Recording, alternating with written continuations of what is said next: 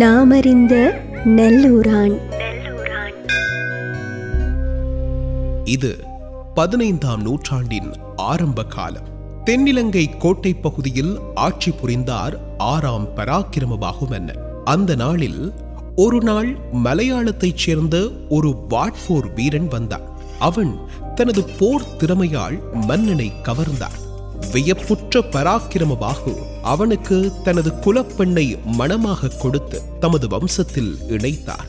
அந்த திருமணத்தில் இருந்து செண்பகப் பெருமாள், ஜெயவீரன் எனும் 2 புதல்வர்கள் பிறந்தார்கள். தனக்கே வாரிசு இல்லாததால் பராக்கிரமபாகு இவர்களை தத்தெடுத்து வளர்த்தார்.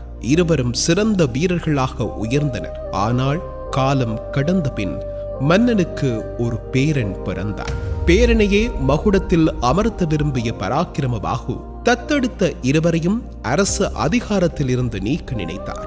இந்த நோக்கத்தில் தனது வளர்ப்பு மகன் செண்பகப் பெருமாளை பெரும் படையுடன் யாழ்ப்பாணத்தை கைப்பற்ற அனுப்பி வைத்தார். செண்பகப் பெருமாளுக்கு போராற்றலும் திறமையான படைபலமும் உதவி செய்ய யாழ்ப்பாண நல்லூர் நகரத்துக்குள் புகுந்து யாவற்றையும் இடித்து அழித்த வண்ணம் முன்னேறினார். இதை அறிந்த யாழ்ப்பாணத்தை ஆட்சி செய்த கனகசூரிய சிங்கையாரிய மன்னன் தனது குடும்பத்துடன் இந்தியாவுக்கு தப்பியோடினான். செண்பகப் பெருமாள் தனித்து நின்ற அதிகாரிகளை சிறைப்பிடித்து கோட்டை மன்னனிடம் ஒப்படைத்தார். இதனால் செண்பகப் பெருமாளை யாவரும் வரவேற்று பெருமைப்படுத்தினார்கள்.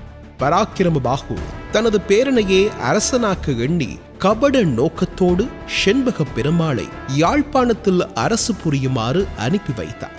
1450 நல்லூரை வந்தடைந்த செண்பகப் பெருமாள் முதலில் தமது யுத்தத்தால் பாதிக்கப்பட்ட நல்லை நகரை கட்டி எழுப்பினார்.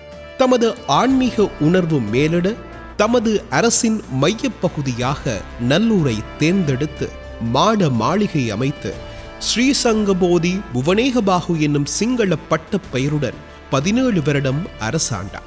இந்த காலத்திலேயே நல்லை நகரில் தமது ஆன்மீக சிந்தனைக்கு அமைய முருகன் ஆலயம் ஒன்றும் நிறுவப்பட்டது. இன்று நல்லூர் முத்திரைச்சந்தை சந்தியில் இருந்து கிழக்கே செம்மணிக்கு செல்லும் வீதியின் அண்மையில் வடக்கு பக்கத்தில் ஒரு கிறிஸ்தவ தேவாலயம் இருக்கும் இடமே அன்று செண்பகப் பெருமாளால் கட்டப்பட்ட நல்லூர் ஆலயமாகும். அந்நியர் படையெடுப்புடன் கந்தசுவாமி கோயில் இடிக்கப்பட்டு கிறிஸ்தவ தேவாலயம் கட்டப்பட்டது. நாமறிந்த நல்லூரான்.